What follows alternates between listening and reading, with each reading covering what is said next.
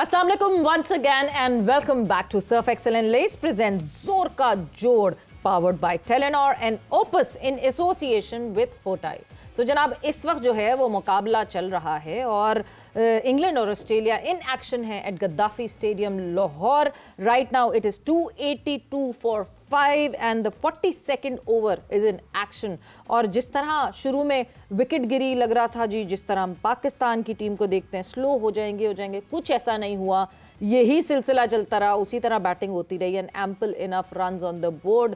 50th over तक कितना और टोटल हो जाएगा, it would be a big huge total. इस हवाले से बात करेंगे। पाकिस्तान टीम पे तो डिस्कशन होती ही रहेगी। मैं हूं सवेरा पाशा और मेरे साथ मौजूद है हाफिज़ मोहम्मद इमरान। और बिल्कुल जैसे आपने पाकिस्तान का जिक्र किया सवेरा, गुज़िश्ता रोज़ जब पाकिस्तान का प्रैक्टिस सेशन था तो वहाँ पर पाकिस्तान क्रिकेट टीम के साबिक ऑलराउंडर, पाकिस्तान के डायरेक्टर गेम डेवलपमेंट मुदस्सर नज़र साहब भी एक्शन में दिखाई दिए दुबई में। तो उनकी भी बातचीत हुई है पाकिस्तान टीम के साथ और उनको शायद इसीलिए बुलाया गया कुछ खिलाड़ियों की हौसला अफजाई करें और कुछ बातचीत उनके साथ कंडीशंस के एतबार से, क्योंकि वो काफ़ी देर वो वहाँ पर रहे भी, आईसीसी ग्लोबल अकेडमी के हेड कोच भी। और उनमें बहुत सारे खिलाड़ी ऐसे हैं जो उनकी जब वो नेशनल क्रिकेट अकेडमी के डायरेक्टर थे तो वो डेवलपमेंट स्क्वाड से अंडर 16, 19 से होते हुए है। तो ये भी क्या कितना फ़र्क डाल सकती है उनकी मुलाकात, और हो सकता है कि कुछ बेहतर चीज़ें आएँ और पाकिस्तान के बैटर्स परफॉर्म करना शुरू कर दें। बिल्कुल, ऐसा बिल्कुल हो सकता है और बहुत बहुत ज़रूरी होता है वो प्लेयर्स जो कि इनिशियल स्टेज में किसी एक शख्स के साथ रहे हुए हों,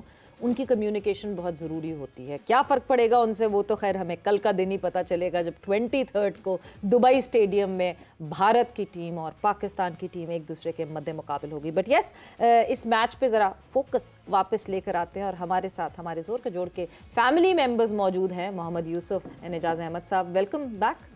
thank you. So England Australia, हम अभी साथ बैठे हुए मैच देख रहे थे जा साहब। जिस तरह हम बार बार बात करते हैं, विकेट्स गिर रहे हैं बट आप उसी तरह खेल रहे हैं एंड देन जब इतनी बड़ी एक पार्टनरशिप बीच में लग जाए, 158 रन्स की पार्टनरशिप 155 बॉल्स पर, सो काफ़ी हद तक आधा काम तो ये मिडिल ऑर्डर ही कर जाता है। जी बिल्कुल ऐसा ही है। देखिए जैसे शुरू में 2 विकेटें गिरी, लेकिन आपने एक चीज़ देखी कि स्ट्राइक रेट उनका 100+ ही रहा। बिल्कुल, उन्होंने अपने उसी स्ट्राइक रेट से हम जो ना खेलते रहे और यही इसी चीज़ की रिक्वायरमेंट है हमारी पाकिस्तान टीम को भी। हम भी और भी एक्सपर्ट्स जो है इस पे बात करते रहते हैं कि हमारा स्ट्राइक रेट ठीक नहीं है। जब तक हम उस स्ट्राइक रेट से नहीं खेलेंगे हम compete नहीं कर सकते दूसरी टीमों के साथ।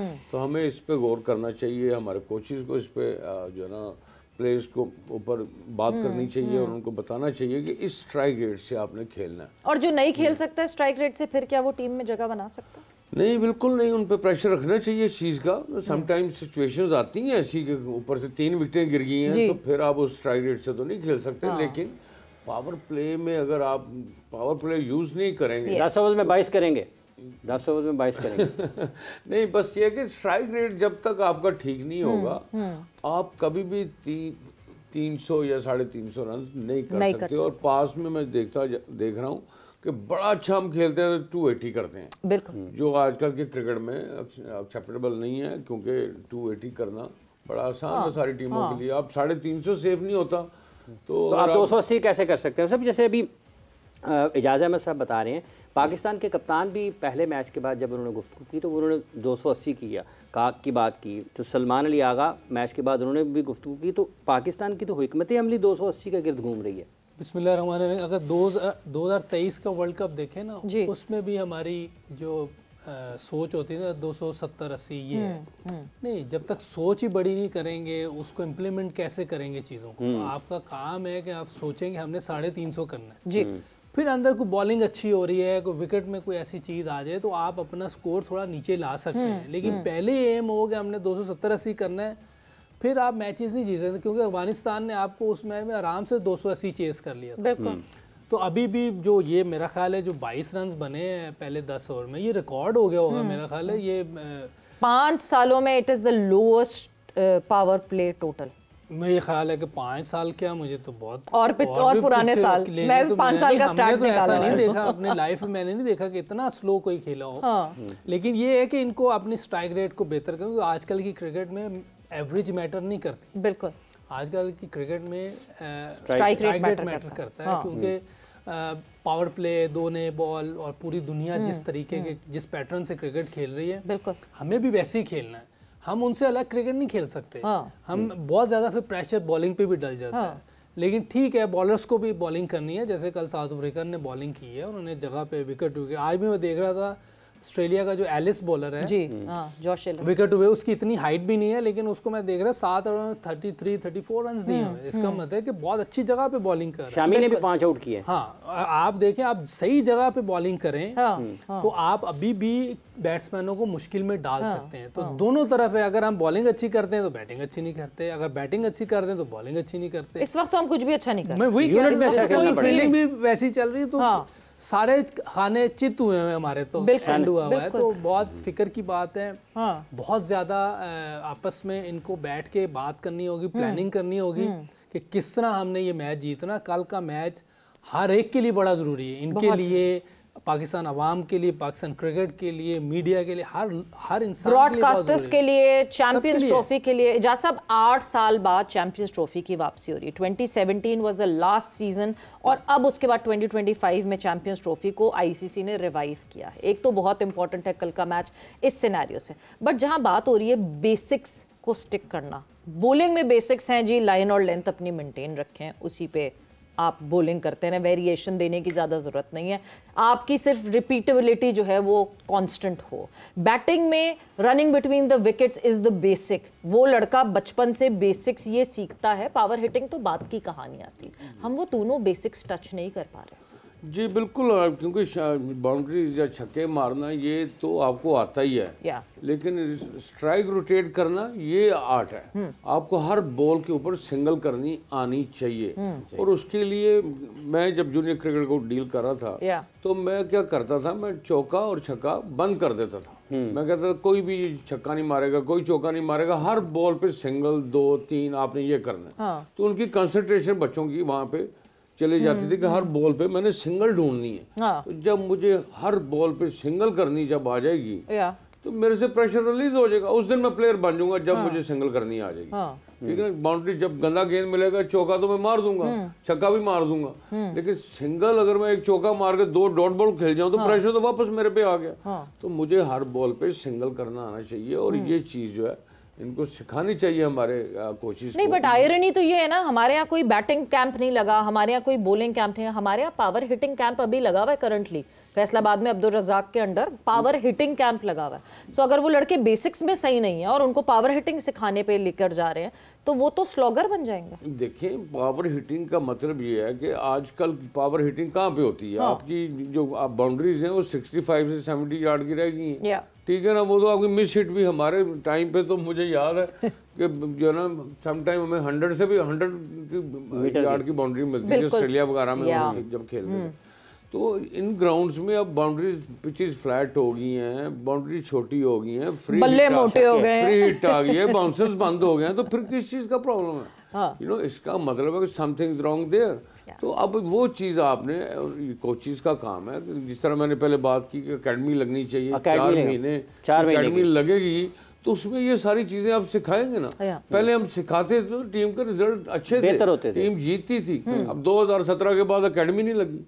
अब ये सवाल किसी से किया जाए कि भैया आपने क्यों नहीं लगाई एकेडमी? क्योंकि सीजन भी ऑफ है, 3-4 महीने गर्मी है, आपकी क्रिकेट भी नहीं हो रही, तो फिर एकेडमी लगाएं और उसमें ये सारी चीजें how to deal the media, media से कैसे बात करनी है वो भी आप सिखाएं। जो आपके टारगेट मैचेस हैं वो इस तरह के होने चाहिए कि वहाँ पे पीसीबी का एक अपना डिपार्टमेंट है मीडिया का, वहाँ पे कैमरा और माइक वहाँ पे होना चाहिए, बच्चों से पूछना चाहिए टॉस हुई है, टॉस के बाद बैटिंग क्यों की है, फील्डिंग क्यों की, अब फील्डिंग क्यों कर रहे हैं आप? ये तो आप अकेडमी में जब थे ये वाला चलता था उस वक्त? ये मैंने दिया था, लेकिन जैसे पाकिस्तान का मैच आता था कोई पीसीबी का बंदा वहाँ पे मौजूद ही नहीं है, सारे पाकिस्तान के मैच पे चले जाते हैं और ग्रॉस रोड पे ध्यान ही नहीं किसी का।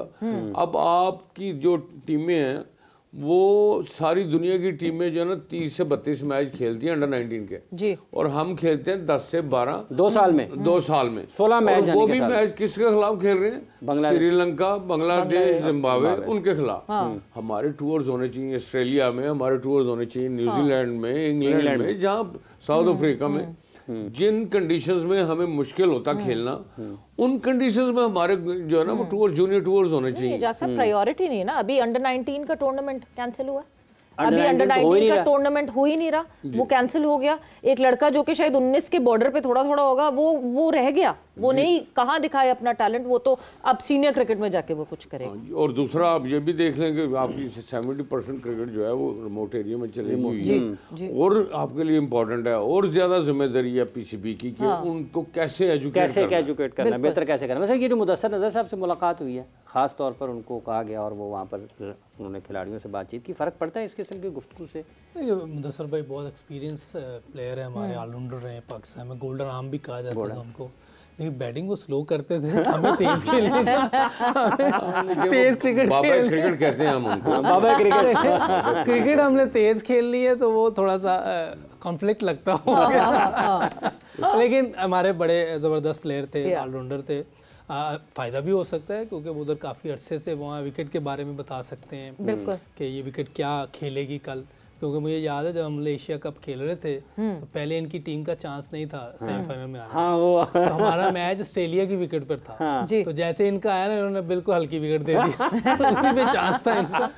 तो एक्सपीरियंस तो है उनके पास, तो बता सकते हैं। इससे ज़्यादा कमिटेड बंदा मैंने नहीं देखा क्रिकेट के साथ, क्योंकि मैंने सारी जिंदगी उनको या ट्रैक सूट में या शॉर्ट में देखा, जॉगर में, और कभी कभार मैंने देखना कि उन्होंने कोई पैंट सूट पहना हुआ या पैंट पहनी, तो मैंने कहा आज खैर तो यार आज डिनर पे जाना पड़ गया था मुझे ना बुला ली इसलिए मैं, नहीं तो वो सारी जिंदगी उसमें जॉगर और ट्रैक सूट में गुजार दी उसने। बिल्कुल। और अभी डेडिकेटेड वो ईसीबी में इतना वो एमिरेट्स बोर्ड में अच्छे खासे वो एक्टिव है, सो शायद he can deliver something with the conditions and everything. वक्त एक ब्रेक का हुआ है, हमने ब्रेक पर जाना है, ब्रेक से वापस आते हैं तो डिस्कशन को आगे बढ़ाते हैं।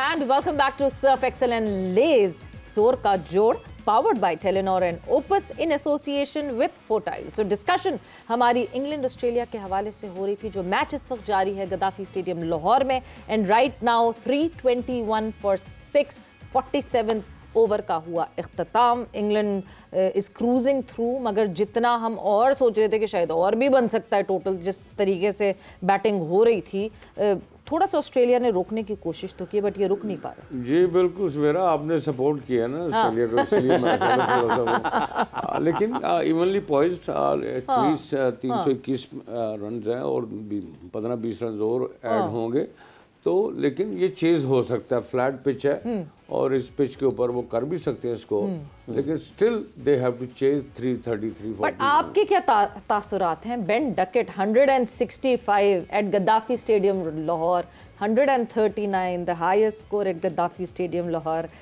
as by an individual। जी बिल्कुल, मैं हैरान था क्योंकि जितनी क्रिकेट चेंज हो गई है, ये मेरा ख्याल है ये रिकॉर्ड जो है ये काफ़ी अरसा पहले टूट जाना चाहिए था, लेकिन समहाउ नहीं टूटा, आज टूट गया। देर आयत दुरुस्त है। आज मैं समा पे आया हूँ तो मुझे लगता है ये रिकॉर्ड 28 साल बन गया, समय बन गया। ये इसलिए था कि हम आपसे पूछ सके कितने साल, 28 साल हम 97 में था ना अगेंस्ट इंडिया, आउट।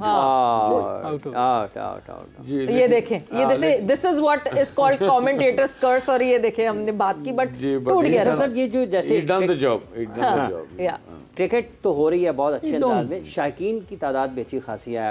ये हालांकि पाकिस्तान नहीं खेल रहा है, इंडिया, इंग्लैंड और ऑस्ट्रेलिया का मैच हो रहा है, बड़ी अच्छी बात है ये, और ये पाकिस्तान के लिए बहुत अच्छी बात है। पूरी दुनिया देखेगी कैसे पाकिस्तानी लोग क्रिकेट को पसंद करते हैं, ग्राउंड में आते हैं, और दोनों टीमें बाहर की हैं फिर भी आए हुए हैं, तो ये एक अच्छा साइन है पाकिस्तान की क्रिकेट के लिए, पाकिस्तान के ओवरऑल इमेज के लिए बहुत अच्छा है, बहुत अच्छी चीज़ है। और बड़ी एक हमने देखा है पाकिस्तान की आवाम के बारे में, जाज भाई बात करें तो जो ऑपोजिशन होती है उसको भी उतना ही सपोर्ट मिलता है।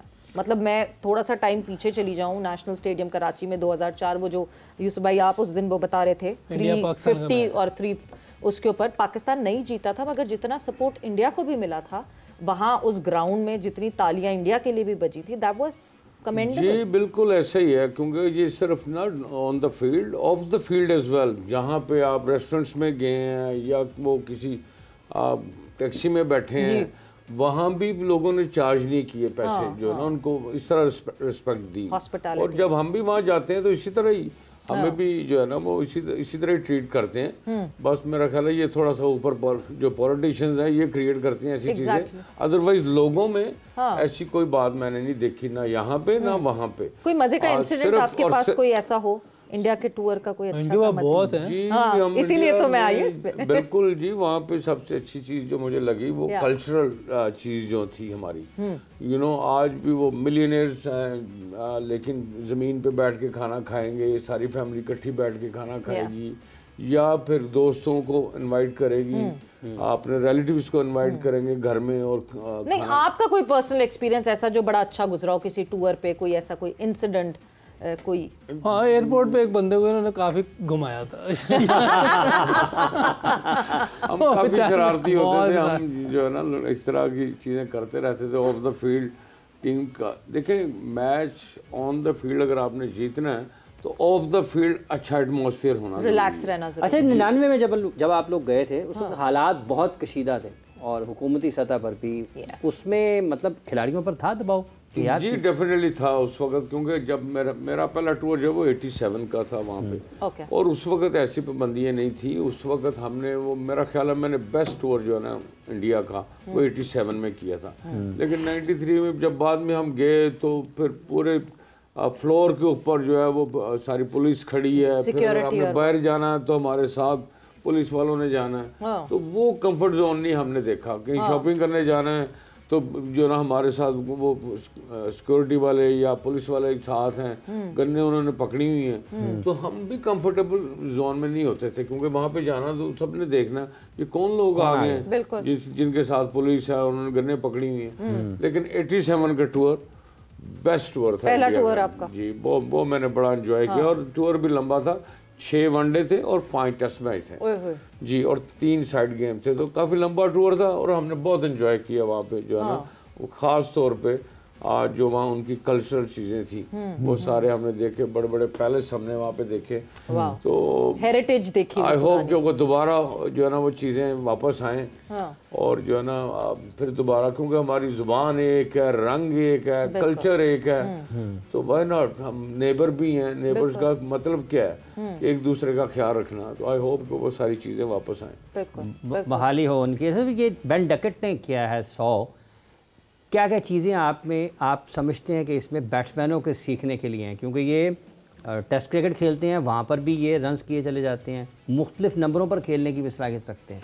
ये देखें, इसकी जो बैकग्राउंड है ना, कि जब इंडिया टूर किया ना इसने पहला, उधर ये बिल्कुल फ्लॉप हो गया था। ठीक। और सुनने में आया कि मेंटल उसमें चला गया था, बैरियर में। ठीक है। उस पहले इसको उन्होंने ठीक किया, क्रिकेट बोर्ड ने, सबने मिल के इसका जो भी स्पेस वो हुआ था। उसके बाद इसने इतनी मेहनत की है स्पिन बॉलिंग पे, क्योंकि स्पिनर्स पे आउट होता रहा वहाँ। अब देखिए, स्पिनर इसके सामने खड़े ही नहीं हो सकता, हर जगह स्वीप शॉट मारता है, सीधी उल्टी। वही फ़ायदा इसको, अपनी जो फुटवर्क इतना तेज़ किया, हर तरफ खेलने का, बाजू इतने, हाथ इतने तेज़ चलते हैं, फास्ट बॉलिंग पे उसको फ़ायदा हुआ है। जब एक ओपनर जिसको स्पिन अच्छी खेलनी आती होगी वो लंबे स्कोर करेगा हमेशा। जैसे सईद भाई थे, यही वजह है। सईद भाई मिडिल ऑर्डर थे, उनको ओपनर बनाया इमरान भाई ने। वो ऊपर से भी अच्छा नया बॉल भी ठीक खेले थे, स्पिनर आते थे, स्पिनर को किल कर देते थे। तो ये इसको बहुत बड़ा एडवांटेज है कि ये स्पिन को भी अच्छा खेलता है, ऊपर से नया बॉल खेलता है। तो इसलिए बड़ी इनिंग भी खेली है। और एक चीज़ याद रखें, जब नहीं परफॉर्म होता तो आपने खुद ही मेहनत करके निकलना है। उसने मेहनत की है, उसने स्पिन के अगेंस्ट, फास्ट बॉलिंग के अगेंस्ट उसने पूरी मेहनत कोशिश की है, दोबारा उसको लाएं। और जब से वो आया है वो ज़बरदस्त क्रिकेट खेल रहा है। और आज आपके सामने इनिंग उसकी 165 की। और मेरा ख्याल है ये चीज़ जो है वो बाबर आजम पे भी करनी चाहिए, क्योंकि हम उसका भी ये इशू बना हुआ है इस वक्त। वो भी स्पिनर्स के खिलाफ जो है लेफ्ट हैंड स्पिनर पे, राइट हैंड स्पिनर पे फंस रहा है, आउट हो रहा है। तो मेरा ख्याल है ये बात आई होप के सुन रहा हो कि पीसीबी वाला, और उस पे भी ये काम करके उसको ठीक करना पीसीबी वाले से पहले ये बिल्कुल आप ठीक कह रहे हैं, सेल्फ रियलाइजेशन सबसे पहले खुद भी जरूरत है जी। बिल्कुल, उसको खुद बहुत पहले तो रियलाइज इसने किया, सेल्फ रियलाइजेशन हो गया। बेन डकेट ने रियलाइज किया कि मुझे ये प्रॉब्लम है, उसने ठीक की है, किसी बीमारी का डायग्नोसिस होगा तो इलाज किसी से होगा काम किया जी। लेकिन बाबर को पता होगा ना, लेकिन ये प्रॉब्लम उधर आउट हो रहा है ना, मानना भी तो होगा कि मैं आउट हो रहा हूँ। देखना है कि अब कौन उसको ठीक कर सकता है। अभी 2 फास्ट बॉलर कोच है वहाँ, बैटिंग कोच है, 2 फास्ट बॉलर कोच, आकिब भाई भी, अजहर महमूद भी बैटिंग कोच भी है। अब बताएं इनको। शाहिद असलम साहब बैटिंग कोच है। जी हंस रहे हम। जी बिल्कुल वो बैटिंग कोच, लेकिन ठीक है, लेकिन ये है कि देखिए मैं सिंपली एक बात करता हूँ कि जैसे यूसुफ ने क्रिकेट खेली, आप सपोज इसने 15 साल क्रिकेट खेली है, ये कोचिंग कोर्स करने से 7 दिन के मोहम्मद यूसुफ नहीं बन सकता कोई भी, ठीक है ना। जो टाइम इसने ग्राउंड में गुजारा हुआ है, जो प्रेशर्स इसने लिए हुए हैं, 60,000 70,000 लोग बैठे हुए हैं, कभी फॉर्म में है कभी आउट ऑफ फॉर्म है, हर प्रोसेस से ये गुजरा है। ये 7 दिन के कोचिंग कोर्स के साथ ये नहीं बता सकते, कोई नहीं बन सकता वो कोई, ठीक है ना। मैं सिंपली इस तरह आपको बता दूं, इंस्टेड ऑफ कि मैं किसी का नाम लूँ या कोई ऐसी बात करूं, तो जिन लोगों ने क्रिकेट खेली हुई है, जिन्होंने पाकिस्तान को सर्व किया हुआ है 15-15 साल 10-10 साल, उन लोगों को लेके आए ग्रॉस रूट पे। क्यों नहीं आते नीचे काम करने? क्यों? हर बंदा चाहता है जी मैं पाकिस्तान टीम के साथ काम करूं। जो इम्पोर्टेंट ड्रेविड ने किया ना काम नीचे, वहाँ पे आके काम किया उसने, तो प्रोसेस तो वो है। मिसबा आया, मिसबा सीधा पाकिस्तान टीम के साथ लगा, हफीज आया सीधा पाकिस्तान टीम के साथ लगा, क्योंकि अगर आपने कोचिंग सीखनी है तो आपको नीचे जाना पड़ेगा। नहीं, हमारे कोचेस भी नेशनल टीम में ही सीख रहे हैं, हमारे प्लेयर्स भी नेशनल टीम में ही सीख रहे हैं। मतलब जब हम बाबर आजम को सिखाने की बात कर रहे हैं, इतने सारे मैचेस खेलने के बाद अब बाबर आजम को सिखाएंगे आप? नहीं, उसको नहीं सिखा सकते आप। हम तो खैर ये बात करते हैं कि मेरे से अच्छा कोच मैं कोई और नहीं हो सकता। मुझे अपने वीक पॉइंट्स का पता है मुझे। जो भी मेरा हेड कोच है मुझे उसके पास जाना चाहिए और उससे बात करनी चाहिए, ठीक है ना, कि मुझे ये मेरी प्रॉब्लम है और इसको सॉल्व करें। अच्छा जी, नेशनल क्रिकेट एकेडमी का स्टाफ है, इसके ऊपर भी कोई खास निगाह होनी चाहिए कि किसको आपने बैटिंग कोच लगाना है, कौन बॉलिंग कोच होना चाहिए, कौन स्पिन बॉलिंग का कोच होना चाहिए, कौन विकेट कीपिंग। यही तो मैं बात कर रहा हूँ कि नेशनल क्रिकेट एकेडमी का क्या मतलब है। नेशनल क्रिकेट एकेडमी का मतलब है कि उसने पूरे पाकिस्तान की क्रिकेट को डील करना है, ठीक है ना। वहाँ पे जो कोचेज लगे होने चाहिए, उनके पीछे जो है वो कम से कम जो है ना 150 कम से कम 200 वनडे होने चाहिए, 50-60 टेस्ट मैच होने चाहिए, उस प्रोसेस से गुजरा होना चाहिए। वो लोग वहाँ पे काम करने, अभी आप देख लें वहाँ पे कौन लोग काम कर रहे हैं जिन्होंने मेरा या क्रिकेट खेली नहीं है, अगर खेली भी है तो एक आधा वनडे खेला हुआ है, तो बस वो लगे हुए। कैसे लगे हुए? काम होना चाहिए, मगर एक लड़का जो कि आगे निकल गया है, एक लड़का जो कि नेशनल टीम में आ गया है, उसके बाद कितना डिफिकल्ट हो जाता है उसके ऊपर काम करना। यूसुफ, आपने फ़खर के साथ काम किया और फ़खर की एक ही गलती हम बार बार देख रहे थे जिस पे फ़खर मुसलसल आउट हो रहे थे।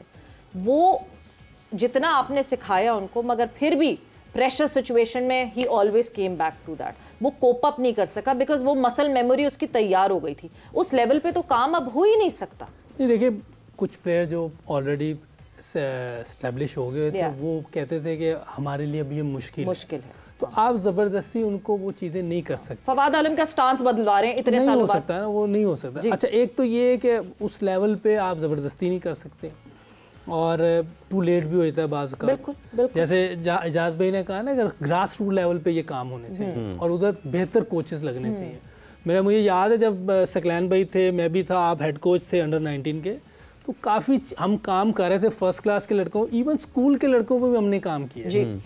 लेकिन जब आपको इनफ टाइम चाहिए होता है ना चीज़ें बेहतर करने के लिए, आप बेहतर कर रहे हैं आहिस्ता। और फिर मैंने उस दिन भी कहा है कि जो बैटिंग कोच है, बॉलिंग कोच है, फील्डिंग कोच है, जब तक कि वो क्लियर ना कर दें किसी को, आप टीम में सेलेक्ट ना करें। बिल्कुल। कप्तान या सिलेक्टर अपनी उस पर ले जाते हैं, फिर लड़कों आपको अहमियत ही नहीं देते, ना बैटिंग कोच को देंगे, ना बॉलिंग कोच को देंगे, ना एकेडमी किसी कोच को अहमियत नहीं देंगे। उन्हें पता है हमने तो आ ही जाना है। तो जब तक आप इस तरह के सिस्टम नहीं बनाएंगे, आप पैचेस में तो कोई सीरीज जीत जाएंगे, जैसे अभी ऑस्ट्रेलिया या साउथ अफ्रीका जीती, लेकिन आपको पता है खुद भी और हमें भी आइडिया है कि ये अभी हम उस लेवल पे नहीं है कि जहाँ मतवातर जीते जैसे कभी पहले होती थी, या जब अभी इंडिया या न्यूजीलैंड जैसे खेल रहा है। ऐसी टीम बनने के लिए आपको एक प्रोसेस सिस्टम बनाना पड़ेगा, उसकी सख्त जरूरत है और इस पे हम सबको इम्प्लीमेंट करना पड़ेगा। पर सबको मिलके भी तो काम करना पड़ेगा, मिलके फॉर्मर क्रिकेटर्स मिलके काम करते हैं। दो बैठे हैं ना आपके सामने, दो ही हैं दो ही हैं। मेरा मकसद है, हमें तो जिसको काम आता है उसको कोई प्रॉब्लम नहीं है, किसी से भी उठा के काम। जो भी हेड कोच है, जो भी हेड कोच लगता है यहाँ अकेडमी के अंदर, जो भी अकेडमी का हेड कोच होगा, वो पूरे सिस्टम को फीडबैक दे, जितने भी कोचेज लगे हुए डोमेस्टिक क्रिकेट में उनको फीडबैक दे कि भाई ये लड़का है, इसकी ये प्रॉब्लम है और इस पे काम करना है। ठीक है, ये नहीं है कि हम जो या अकेडमी आए तो उस पर काम हो रहा है, हाँ। और वो जब रीजन में जाए या अपने डिपार्टमेंट में जाए तो वहाँ पे कोई डिफरेंट काम कर रहा हो, हाँ। तो इस तरह कंफ्यूज हो जाएगा प्लेयर जो है ना, इसलिए पूरा फीडबैक होना चाहिए, पूरा फॉलो अप होना चाहिए, बाहर के मुल्कों में इसी तरह। जब मेरी अपॉइंटमेंट शुरू में हुई थी तो मुझे हर जगह भेजा था फर्स्ट क्लास के मैचेस में, मैं जाता था, बॉलिंग कोच उस वक्त उमर रशीद था, वो भी जाते थे साथ, तो हम जाके लड़कों को ग्राउंड में भी देखते थे, फिर उनके साथ सेशन करते थे होटल में, वो जो बैंक्वेट हॉल कोई होता है, दोनों टीमों को बुला के उधर बात होती थी, हमने कैसी क्रिकेट खेलनी है, क्या हमारा आगे फ्यूचर में कैसे हमने क्रिकेट को लेके चलना है, ये सारी बातें होती थी।